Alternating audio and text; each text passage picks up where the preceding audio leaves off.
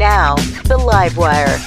Good songs are bigger than that. You know, they resonate with people and people connect with it in their own way. And so, you know, while it's a song about my story and my life and my father, I hope that people can listen to it and connect with it however they connect with it. I think that's one of the beautiful things I love about music. Here's the Livewire with Branden. What's up, and welcome back to the Livewire. I'm Branden, and today's episode featuring RANEY, a band from Little Rock. I'm joined by Dustin, Caleb, and Cliff from the band. We recorded this conversation via Zoom, got into how the whole thing came together, from real-life friendships, shared influences, to late-night writing sessions. This really shaped the sound that they're building now. There's a natural chemistry between the band, and you can definitely hear it. Even with one official release out right now called Healing, they're already making a statement. The story behind the band and what's next. This is RANEY on the Livewire. The band RANEY, also Dustin RANEY, guitarist, composer, Cliff Hutchinson, and Caleb the drummer, all here on a Zoom to talk about the brand new band that is a band? Question mark. Are you guys a band? We're a band, man. That's the reason we exist. Why we started in the first place is to be a real band, not an AI band, but a real band. A real band. Well, you guys started with no plan, though, right? No deadlines, no pressure. Was that like an accidental thing, or is that the way you wanted to start this? Oh, you know, just like probably any other band, everybody has their dreams to, you know, be Coldplay or Radiohead, and you know, as you're kind of going through your 20s and 30s, all of us kind of played, you know, in the kind of what I would say semi-pro arena, kind of coming in. So I kind of knew this amalgamation of these guys. There's 6 of us. Just over the years, it's like you kind of identify people in life that you just want to make music with. Just kind of happened in that unorthodox way, but you know, ultimately we feel like we kind of landed on something pretty special. When you're recording this, you guys recorded at someone's home studio? Yeah, that's kind of how we got started. So we're actually sitting in it right now. Yeah. This is above my garage, our little makeshift studio. Always intended for this to be kind of just the demo part of the studio. You know, we all agreed that if we're going to do this, we all have careers and families and things like that. We're doing this for kind of a legacy. We want to make some really good music, something we're really proud of. So we knew that at some point my skill set in the engineering kind of mixing arena, especially with drums. Yeah, actually, when we started out, there was a little MIDI keyboard, and the first like 2 or 3 songs we wrote, I'm over here just like finger drumming on a MIDI keyboard. It was like, we gotta upgrade. We gotta upgrade from this. It's a really funny video of you know, Caleb getting after it on the MIDI keyboard. But this room is too where it started. Like I'll just say that like Dustin, we're all friends, but he sort of brought us all together, and it started with the other guys here in this room. And basically, we had a DTR, like a define the relationship, where we kind of like went around. It's like, okay, you know, we're all older. We've all played in bands before. Like, what do we want this to be? And what's crazy is that was March 2023. Yeah. And so, yeah, here we are, February 25, and released a song. Chris Williams is our other amazing electric guitar player. Like, one of my favorite parts of the song is coming into that bridge. And he's playing this killer lead line.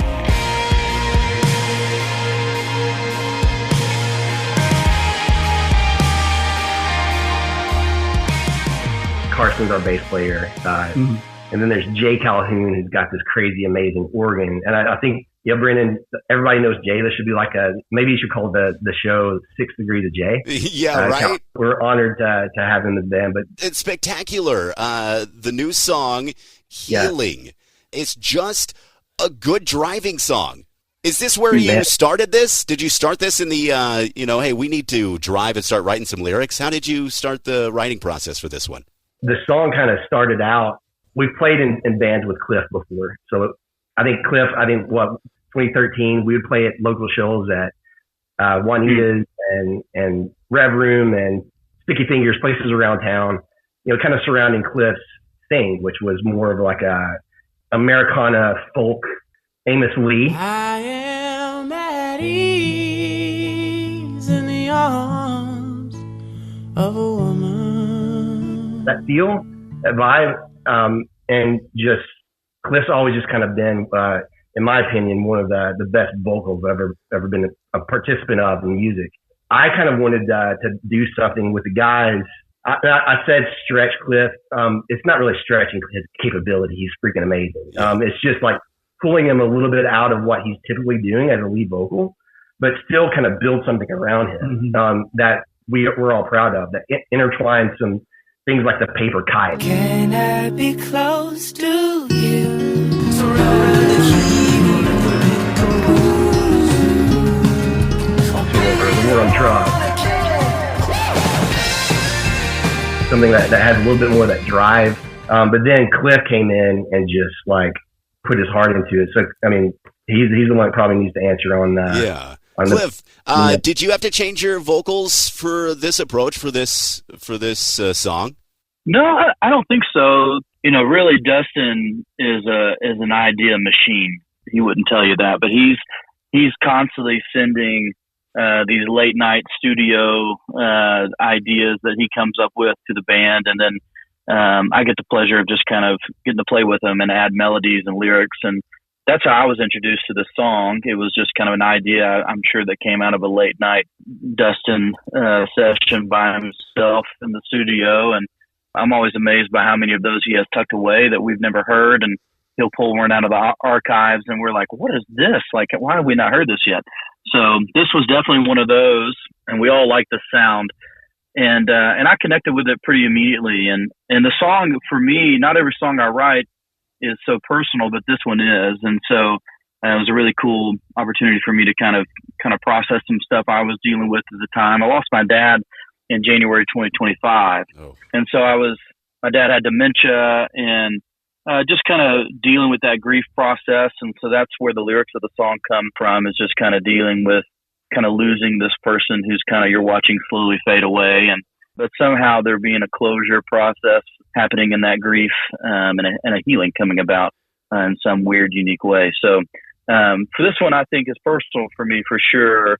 But I really want this song to resonate with people. While I was inspired by something very particular that I was going through and processing in my own life, I think good songs are bigger than that. You know, they resonate with people and people connect with it in their own way. And so, while it's a song about my story and my life and my father, I hope that people can listen to it and connect with it however they connect with it. I think that's one of the beautiful things I love about music.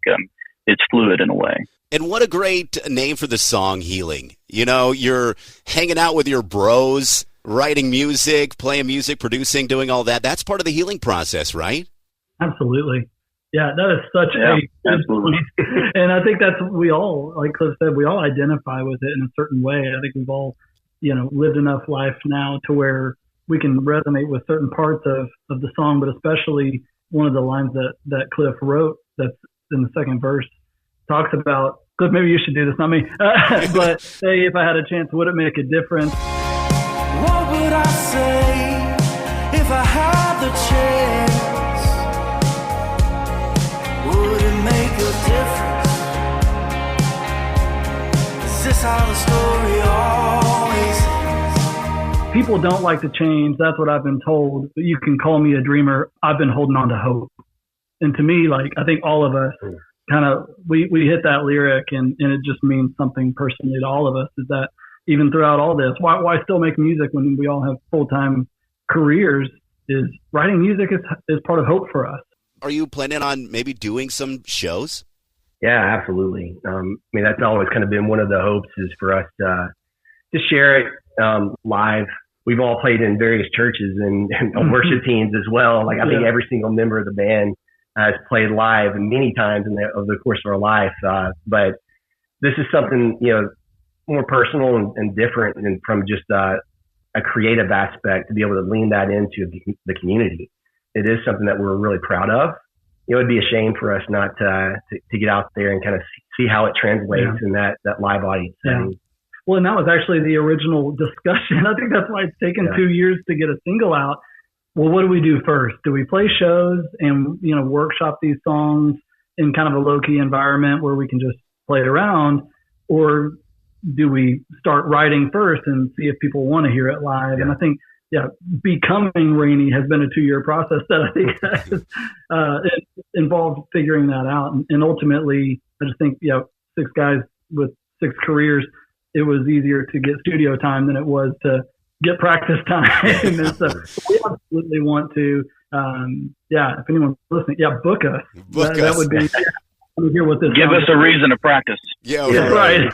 And part of what that process has been, props to Alan Thomas and Stephen Rutherford. If you guys know the band Joan. 'Cause I'm just a loner, hope you don't mind. They're longtime friends of ours. They are ones that work at that next level as it relates to engineering and mixing. So once we feel like we have a song at a place like Healing where like, hey, it's time to take this into the real studio, out of the demo state, then we take it to them. And so they're already we have a list of songs on, Untitled, the app that we're using, where we're kind of sharing things. And there's 2 or 3 that we're really close to going in and pushing across the finish line. Well, I love that. We're looking forward to some new music from RANEY. I want everyone to check out this new single. Of course, we're going to debut it right here on the Livewire. But before we do, I can't believe time has flown by on this interview. I looked at the time. It's already time to wrap it up. But I wanted to ask you, you just mentioned a local Little Rock band. Is that someone that we should talk to maybe on the Livewire? Is there someone else? Absolutely, yeah. If you've never interviewed Joan, it's funny to call them a local band because I'm pretty sure they packed out stadiums in the Philippines, and that's not hyperbole. These guys, their Spotify, you'll see they've got tracks that are 20 million, 25 million plays on it. And yet, they have a little home studio over in Park Hill in North Little Rock. They're great. If I pitched one other band, it would be Yard Sale, which is also them. Same guy. Second project. Yeah, and so they just now started releasing some of that, and it's kind of the best kept secret right now. Really, really great tunes that they're dropping. You should absolutely interview them. I'd also say Way Away.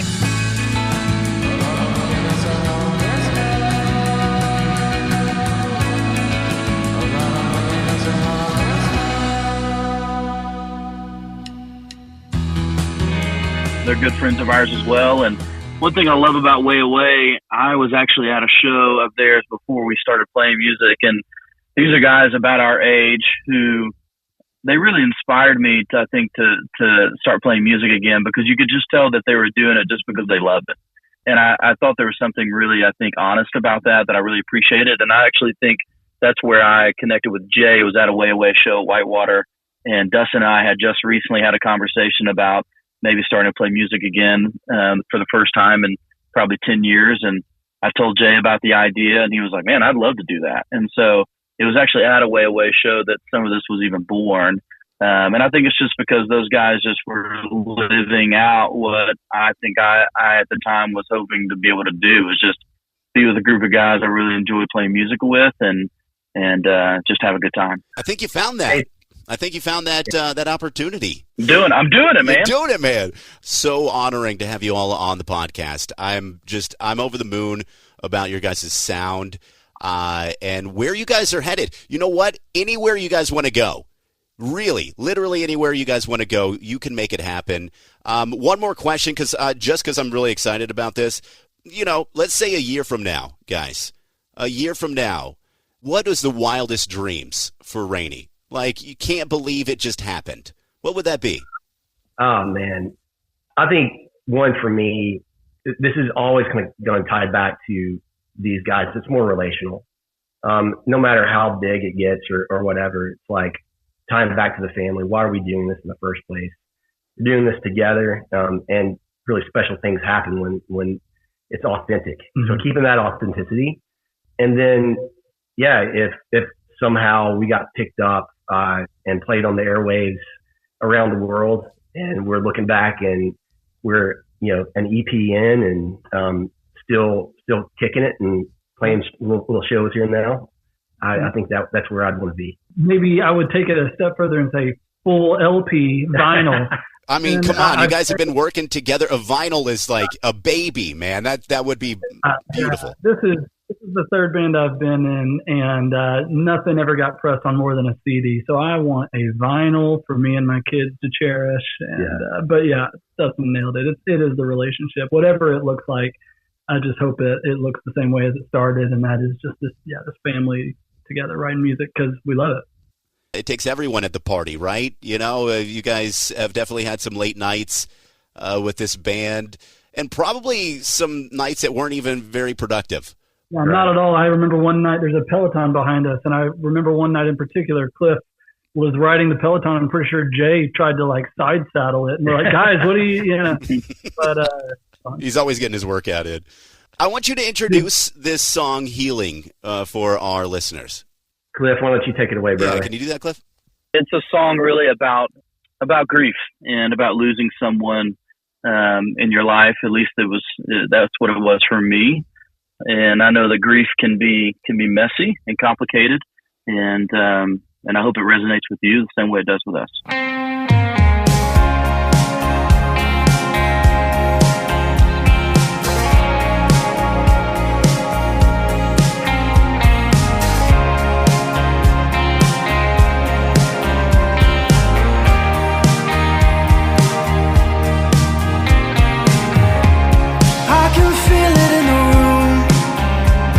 Time is coming.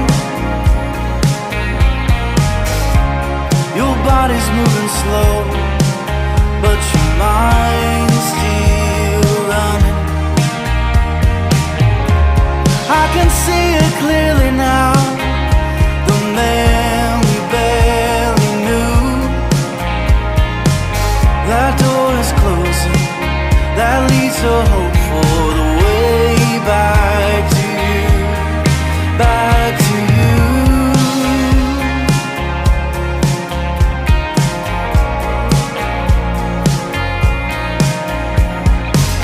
We're out of time, I don't know why. I just keep feeling a little healing. We're out of time, I don't know why. I just keep feeling a little healing.